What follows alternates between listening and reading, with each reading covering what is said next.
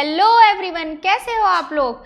आशा करती हूँ कि आप सब बहुत अच्छे होंगे, स्वस्थ होंगे और मस्त होंगे, अपने अपने घर पे पढ़ाई कर रहे होंगे।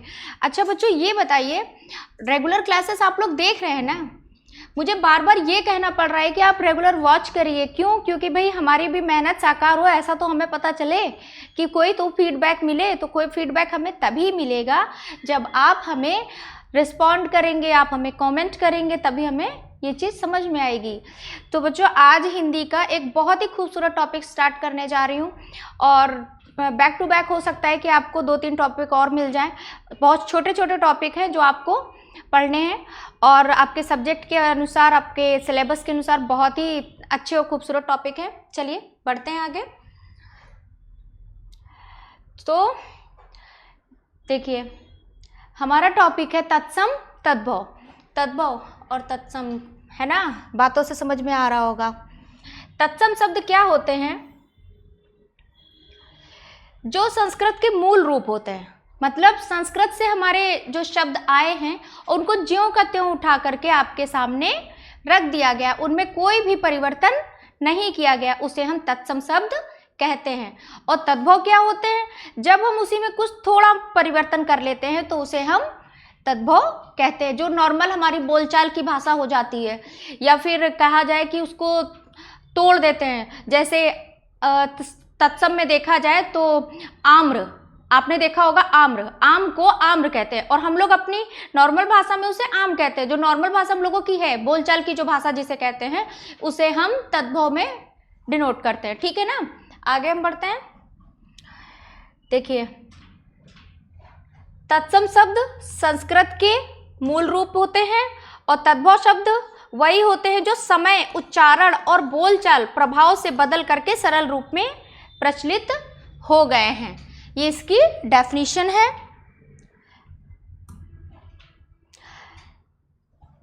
तत्सम तद्भव संस्कृत भाषा के कुछ ऐसे शब्द हैं जो हिंदी में भी बिना परिवर्तन के प्रयुक्त होते हैं, उन शब्दों को तत्सम शब्द कहते हैं। संस्कृत भाषा के ऐसे शब्द जिनमें थोड़ा सा परिवर्तन करके हिंदी में प्रयुक्त किया जाता है उसे तद्भव शब्द कहा जाता है ना। मैंने आपको दोनों तरह से परिभाषा बता दी है और आशा करती हूँ आप लोग को यहाँ तक का कॉन्सेप्ट क्लियर हो गया होगा। क्योंकि जैसे ही तद्भव में बदलेंगे तो वो तद्भव के बदलने के लिए वहाँ पे आपके जो भी सर्कमस्टांसेस बन रहे होंगे, जो भी बदलाव आ रहे होंगे परिवर्तन के लिए, जो भी वहाँ पे संयोग बन रहे होंगे, तो उस हिसाब से वहाँ पे शब्द का बदलना होगा। आगे बढ़ते हैं।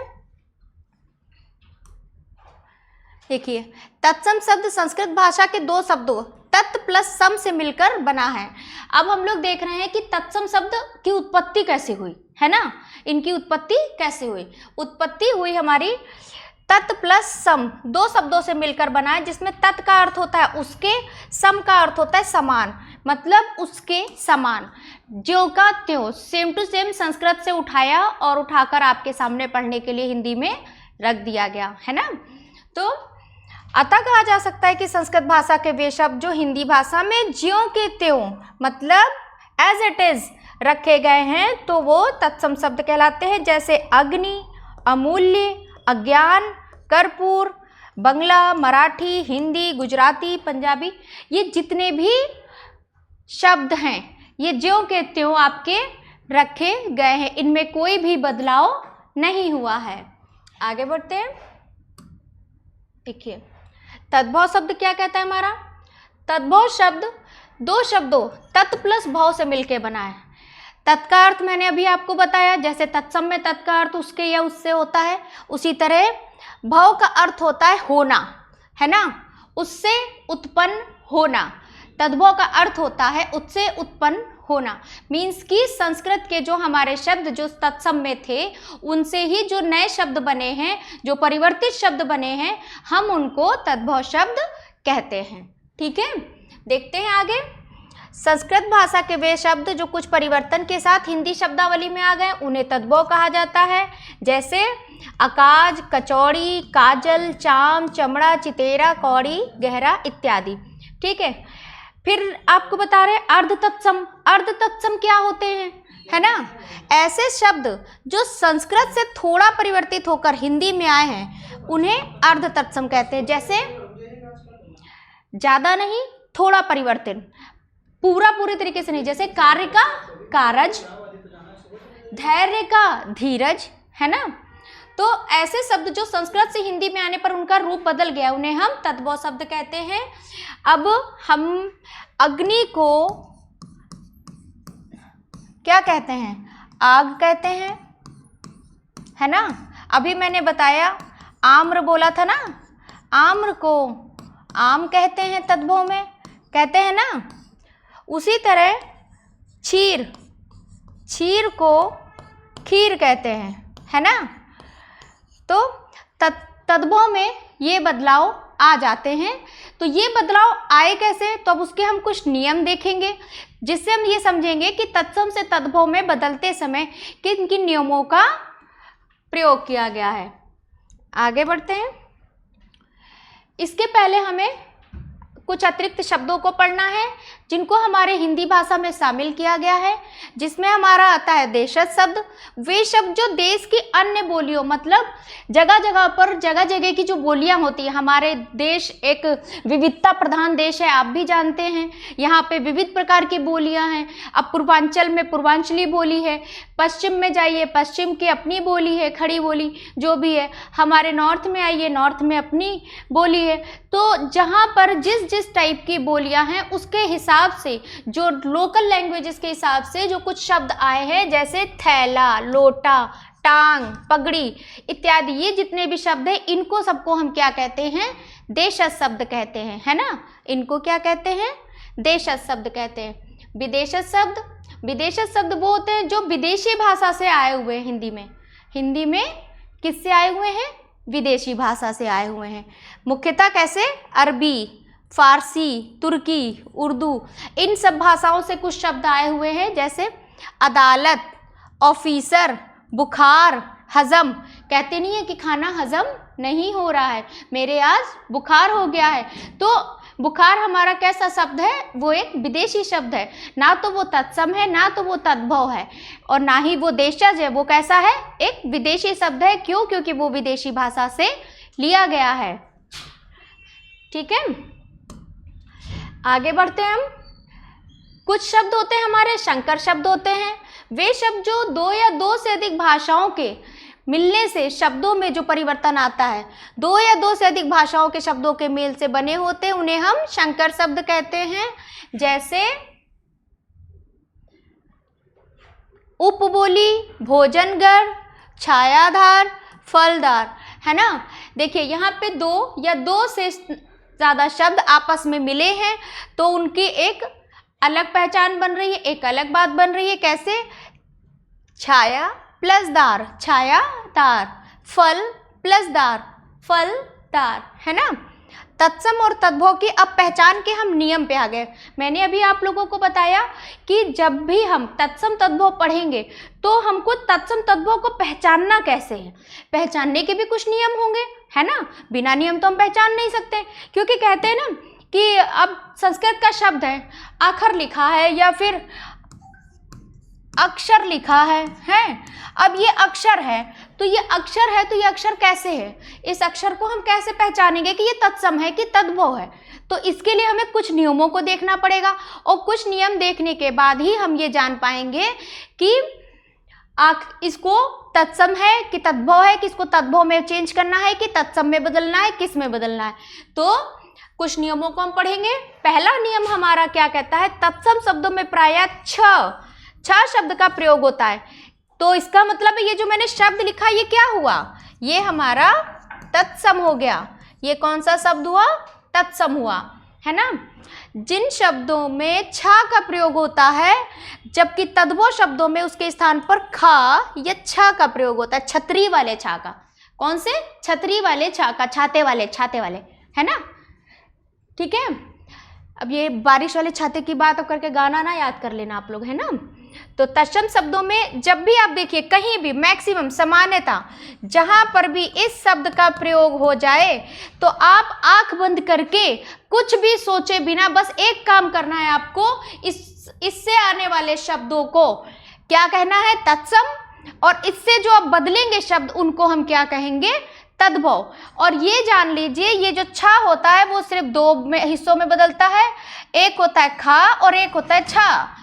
खा और छा, है ना, छाते वाला छा।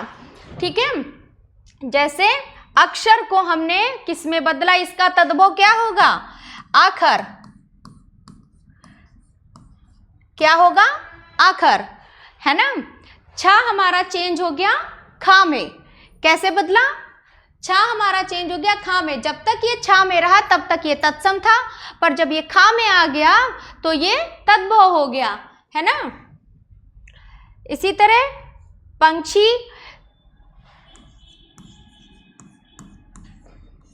अब ये पंक्षी लिखा है, इसको आप लोग तद्भव मत समझ लीजिएगा, है ना, ये तद्भव नहीं है। ये आपको मैंने अभी बताया, जहां पर भी ये आपको क्षत्रिय वाला छा दिख जाए, जिस भी शब्द में, आंख बंद करके आप इसे तत्सम घोषित कर देना, ठीक है, मतलब तत्सम पर टिक करके आ जाना, क्वेश्चन सही होगा। अब पंक्षी को हिंदी में लोग बोलते कैसे हैं, एक मिनट,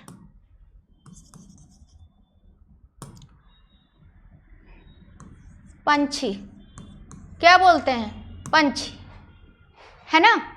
हिंदी को क्या बोलते हैं इसमें, पंक्षी को हिंदी में पंछी। उसी तरह दूसरा नियम क्या कहता है, तत्सम शब्दों में श्रा का प्रयोग। किसका प्रयोग, श्रा का।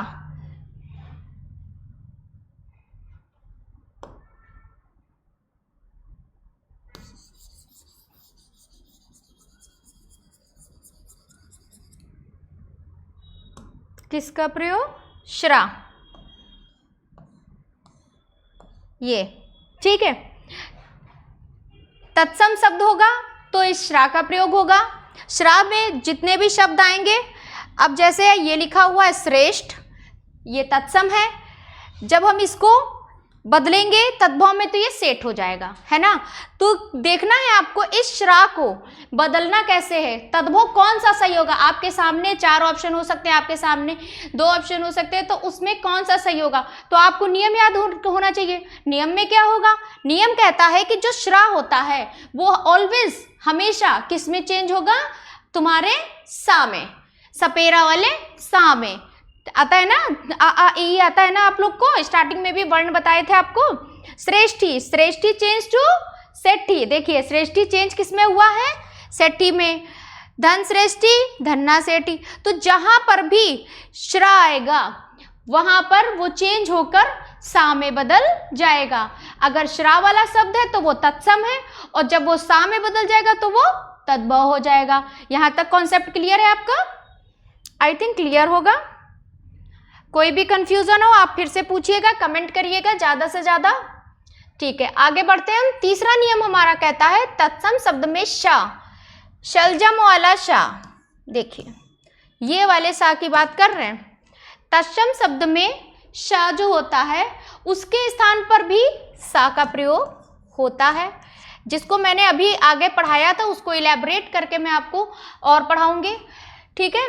अभी आगे जैसे शलाका, ठीक है। आपने देखा पिछले स्लाइड में हमने इस वाले श्रा को चेंज करके सा में बदला था, याद रखिएगा।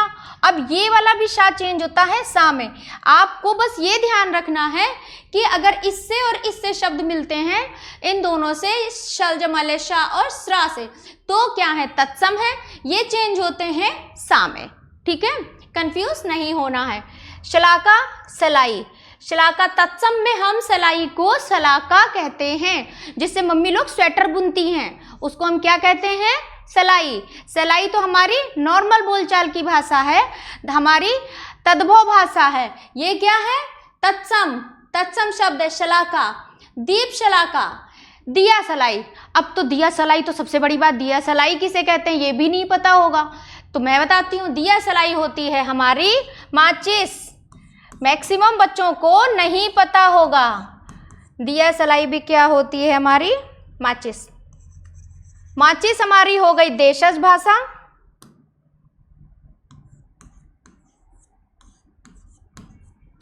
ये हो गया आपका तद्भव और ये हो गया आपका तत्सम, जिसमें दीप शलाका हो गया हमारा तत्सम शब्द, दिया सलाई हो गया हमारा तद्भव, और माचिस तो हमारी बोलचाल की भाषा है, वो हो गई हमारी देशज, ठीक है।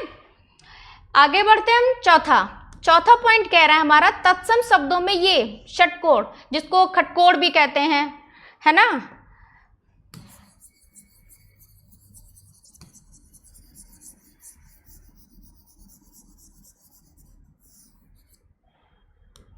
ठीक है, इसका प्रयोग होता है, जहां पर भी इसका प्रयोग होगा वहां भी सा हो जाएगा।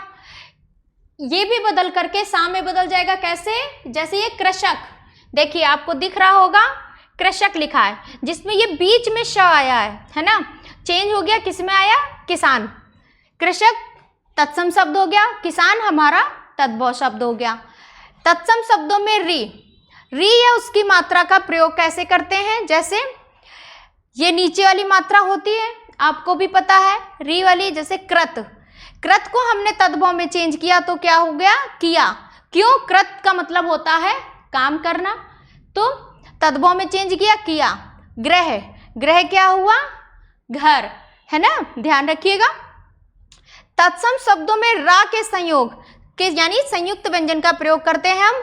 रा के प्रयोग से जो बनता है, जो रा होता है हमारा नीचे जो ऐसे लगता है, ठीक है, किसी भी शब्द में, जैसे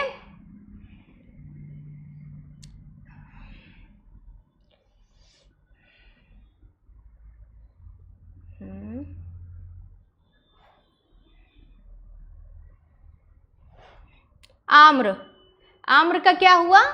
आम, मैंने अभी बताया था ना, है ना। तत्सम शब्दों में वा का प्रयोग, वा की जगह पर बा का प्रयोग हो जाता है। किसका प्रयोग हो जाता है? बा।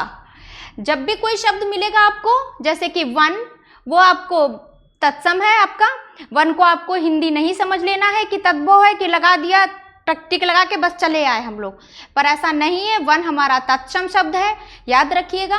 पर उसको जब लोग बोलते हैं, कैसे बोलेंगे तद्भव में? बन, बन में चले हैं, तो बन, बन क्या होता है ना, बन में चले, तो इस तरह ये तद्भव में चेंज हो जाता है। बाकी इसको एक्सप्लेन करके देखते हैं सबको। देखिए थोड़ा थोड़ा करके जो मैंने एक्सप्लेन किया है उसको देखिए आप।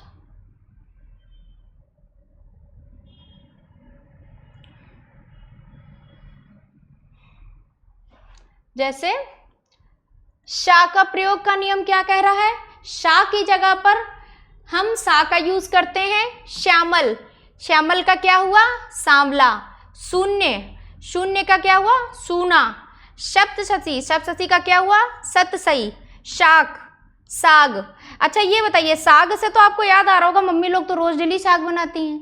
हम लोग कहते हैं साग बना रही है मम्मी, साग नहीं बनाती है। उसको तत्सम शब्द क्या होता है? शाक। अगर देखा जाए तो जो पहले के लोग होते थे वो शाक ही बोलते थे, पर बोलते बोलते बोलते बोलते जितने भी समय के अनुसार परिवर्तन हुए वो साग हो गया, है ना, भाषा में वो साग हो गया। आगे बढ़ते हैं। शमशान, मसान, शिर, सिर, श्यालक, साला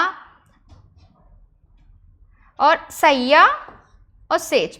ठीक है, देखिए शाह से जितने भी शलजम वाले शाह से जितने भी शब्द शुरू हो रहे हैं उनका परिवर्तन हो करके वो सा से शुरू हो जा रहे हैं, और पूरा पूरा लिखने का तरीका भी बदल रहा है, सब बदल रहा है। ठीक है, तो ये आपको याद करने पड़ेंगे। जैसे श्यामल को सांवला, शून्य को सूना, सप्तशती को सतसई, ये ध्यान रखने वाली बातें हैं। बस जब आपके सामने ये दोनों चीजें होंगी तो आपको तुरंत पहचाने आ जाएगी। कैसे? जब ये शाह है तो इसका मतलब है क्या? ये तत्सम है, और जब ये सा है तो इसका मतलब है कि ये तद्भव है। बस, है ना, छोटी सी पॉइंट है। आगे बढ़ते हैं। षटकोण वाले शाह का प्रयोग, है ना। अब इसमें देखिए जब हम इसका प्रयोग करते हैं तो काष्ठ, काष्ठ चेंज हो गया किसमें? काठ में। ये षटकोण वाला शाह हट गया। उष्ट्र, ऊंट, ज्येष्ठ, जेठ, पौष, पूस, श्रेष्ठी, सेठ। आपने देखा जितना भी षटकोण वाला शाह है ये हमारा तत्सम शब्द है, और इधर का ये हमारा तत्सम है, और ये वाले जितने भी हैं ये हमारे तद्भव हैं। ठीक है, ये चेंज होकर क्या हुआ? बीच से शाह हटता गया, शाह हटता गया, नया शब्द क्या बना? क्या बन गया?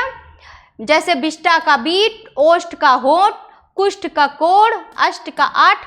तो देखिए वर्ल्ड बदला, पर आपको क्या पहचानना है? आपको बस एक ही चीज पहचाननी है, परिवर्तन का नियम। नियम क्या कह रहा है हमारा?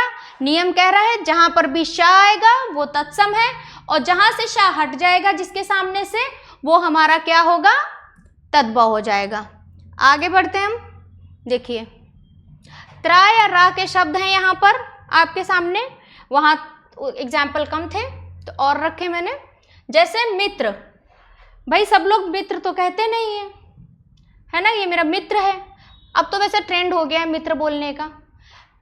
तद्भव में उसे मीत, पुत्र को पूत, पत्र को पत, क्षेत्र को खेत, मंत्र का मंतर, यंत्र का जंतर, शत्रु का शत्रु। कोई भी भाषा तत्सम में होती है वो शुद्ध होती है, तद्भव में आते ही उसमें कई अशुद्धियां आ जाती हैं, शब्दों की अशुद्धियां, मात्राओं की अशुद्धियां ये तक आ जाती हैं, है ना। आप खुद ही देखिए, शत्रु ये क्या है? क्या बोलने में सही लग रहा है कि ये मेरा शत्रु है? शत्रु क्या होता है? शत्रु मेन शब्द होता है हमारा शत्रु, जो पहले से बोला जा रहा है। आपके रामायण महाभारत सब में आपने देखा होगा कि इसी शब्द का प्रयोग किया गया है। यंत्र, यंत्र अब जंतर हो गया, मंत्र मंतर हो गया, है ना। तो चीजें धीमे धीमे बदल गई, बदलने से उनका नाम भी बदल गया। जैसे आते हैं हम ऋषि, ऋषि वाली मात्रा में वृक्ष, जहां पर भी ये मात्रा लगी होगी वो तत्सम है, और वृक्ष को तद्भव में क्या कहते हैं? पेड़ कहते हैं।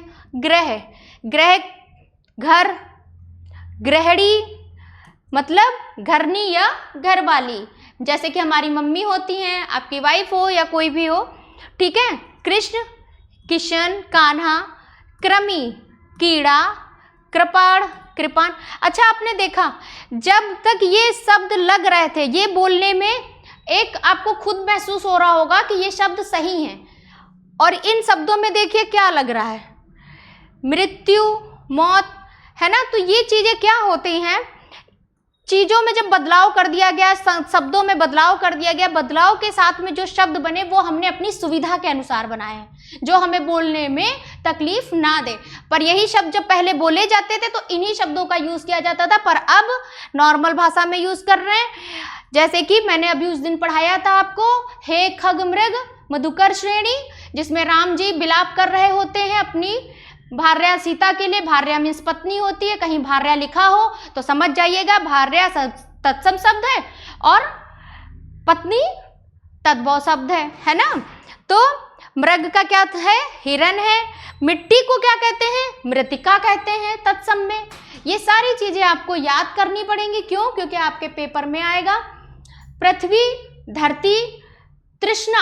अब ये तो हम कहते नहीं है कि मेरे बहुत तृष्णा जागी है, तृष्णा नहीं है, प्यास लगी है, सभी कहते हैं कि प्यास लगी है। तो हमने इस शब्द को अपनी सुविधा के अनुसार बदल लिया, पर पहचानने के नियम के अनुसार हमें जब अपना पेपर देना है तो हमें ये चीज ध्यान रखनी है कि हमें क्या करना है ना। आगे बढ़ते हैं। व का प्रयोग वा में आते हैं, तो वह कहता है कि जो शब्द प्राय वा में आते हैं वह बा में बदल जाते हैं। किस में बदल जाते हैं? बा में। कैसे? देखिए, जैसे वानर, वानर किस में बदल गया? बंदर में। वत्स बच्चा, विवाह ब्याह, वधु बहू, वाष्प भाप, विद्युत बिजली, वार्ता बात। देखिए आप खुद ध्यान रखिएगा, जो वा वाले शब्द हैं वो आपके तत्सम हैं और जो बा में बदल गए हैं वो आपके तद्भव हैं। आपके सामने ऑप्शन रहेंगे ही रहेंगे, आप तुरंत इसको क्लियर कर लीजिएगा, है ना। नेक्स्ट स्लाइड पे आते हैं। कुछ और भी हैं शब्द जिनमें और बदलाव होते हैं, और इसी तरह कई ऐसे शब्द हैं, पर आपको बस इतना है कि आपको उन नियमों को ध्यान में रखना है। जो जहाँ से शब्द आ रहे हैं उसको ध्यान रखिए, और जो उसके बदले में बन रहे हैं उसको ध्यान रखिए। परिवर्तन में कौन सा शब्द आ रहा है वो ध्यान रखिए, है ना। जैसे अंतःकथा, यहाँ पे विसर्ग लगा है ना। विसर्ग हटा तो अंत कथा हो गया, है ना। विसर्ग हटा तो अंत कथा हो गया। अंगुली को हम लोग क्या कहने लगे हैं? उंगली। क्या कहने लगे हैं? उंगली। अंतरराष्ट्रीय, अंतरराष्ट्रीय रहेगा। अग्नि, आग। अक्षर, आखर। आश्चर्य, अचरज। उलूक, उल्लूक। जज्जल, काजल। कपाट, किवाड़। अब कोई ये नहीं कहता कपाट बंद कर लो, कोई ये भी नहीं कहता कि किवाड़ बंद कर लो। अब लोग देशज भाषा में कहते हैं दरवाजा बंद कर लो, है ना। संस्कृत से आए मूल रूप को तत्सम कहते हैं। जब वही शब्द बोलचाल की भाषा में बदल जाते हैं तो वो तद्भव कहलाते हैं, है ना। और इन्हीं शब्दों में ध्वनियों, वर्तनियों और उच्चारण में जो परिवर्तन आता है, और किसके हिसाब से? समय के हिसाब से जो संयोग बनता है, जो सर्कमस्टांसेस बनते हैं, कुछ राज्यों के हिसाब से, कुछ जगहों के हिसाब से, कुछ क्षेत्रों के हिसाब से आप में जो चेंजेस आता है, आप देखते हैं यहाँ शब्दों में जो चेंज आ रहा है, तो वो जो चेंज आ रहा है वही हमारा तद्भव है, वही हमारा देशज शब्द है, वही हमारा विदेशज शब्द है ना। मुख्य परिवर्तन क्या होता है? कठिन संयुक्त व्यंजन टूटकर सरल हो जाते हैं। इसमें क्या फायदा होता है हमारे तत्सम से तद्भव में बदलने पे? हमको याद जल्दी होता है। कठिन वाले जो संयुक्त व्यंजन होते हैं वो बदल करके सरल हो जाते हैं। दीर्घ स्वरों का रूप बदल जाता है। और क्या हो जाता है? श, श, स, त्र और वा आदि वर्णों का रूप बदल जाता है। उच्चारण सरल और बोलचाल के अनुसार हो जाता है। देखिए, अपने कंफर्टेबल जोन को भी हिंदी में भी बना लिया लोगों ने, है ना। शब्दों में थोड़ा सा परिवर्तन करके हमने भाषा को सरल बना लिया। जैसे कुछ शब्द होते हैं जिनको हम बोलने में थोड़ा सा अनकंफर्टेबल होते हैं, तो जब हम उन शब्दों को बोलने में अनकंफर्टेबल होते हैं तो उन शब्दों को बदल करके हम अपने लायक बना लेते हैं, है ना। जैसे श, श, त्र, री और व, ये क्या होते हैं? इनसे जुड़े हुए शब्दों को बोलने में थोड़ा सा कठिनाइयाँ आती हैं। तो क्या हुआ? इन कठिन शब्दों को, इसको पढ़ने का, तत्सम से तद्भव में बदलने का क्या महत्व होता है? यही महत्व है क्या कि उनको तोड़ करके एक सरल भाषा में बना लिया गया, है ना। तो इसी के साथ ही हमारी आज की ये क्लास फिनिश होती है। इसके बाद हम विलोम शब्द, पर्यायवाची जैसे हमारे जो छोटे छोटे और टॉपिक्स हैं उनको भी क्लियर करेंगे। फिर हम आते हैं अपने वर्तनी वाले पे, शब्द पे और छंद वाले पे। देखिए, ये सब वैसे तो यूपी बोर्ड के सिलेबस में है, पर अगर आप पढ़ेंगे सारे ही बच्चों के लिए फ़ायदेमंद है, चाहे आज के लिए हो, चाहे कल के लिए हो, या फिर एग्ज़ाम टाइम के लिए हो। आज से 2 साल बाद आप सभी कंपटीशन की तैयारी करेंगे, तो उस कंपटीशन में ये जान लीजिए, हिंदी आपका पीछा छोड़ने वाली नहीं, मैथ आपका पीछा छोड़ने वाली नहीं, ना ही इंग्लिश।